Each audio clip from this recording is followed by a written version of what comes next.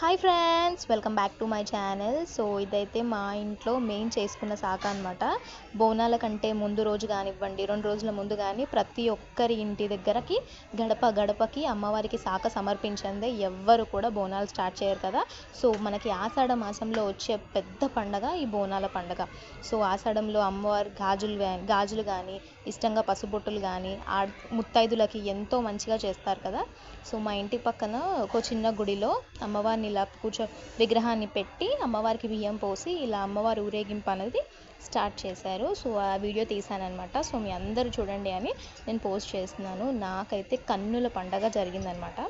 So Bonalu అనగానే ప్రతి ఒక్కరు చిన్న పిల్లల నుంచి పెద్దవాళ్ళ వరకు చాలా బాగా ఎంజాయ్ చేస్తారు. ఊరేగింపు ఘట్టం ఇంకా చాలా ఉంటాయి కదా. సో నాకైతే చాలా ఇష్టం అనమాట అమ్మవార్లలో పండగలో ఈ బోనాలంటే. సో మీకు కూడా ఏ పండుగ ఉందో, ఏ పండుగ ఇష్టమో కామెంట్ చేయండి. ప్రతి ఒక్కరు ఇలా అమ్మవారికి శాఖ పోసి వాళ్ళ నైవేద్యాలు సమర్పిస్తారు కదా. తర్వాత భవిష్యవాణి రంగం అనేది ఉంటుంది కదా కార్యక్రమం.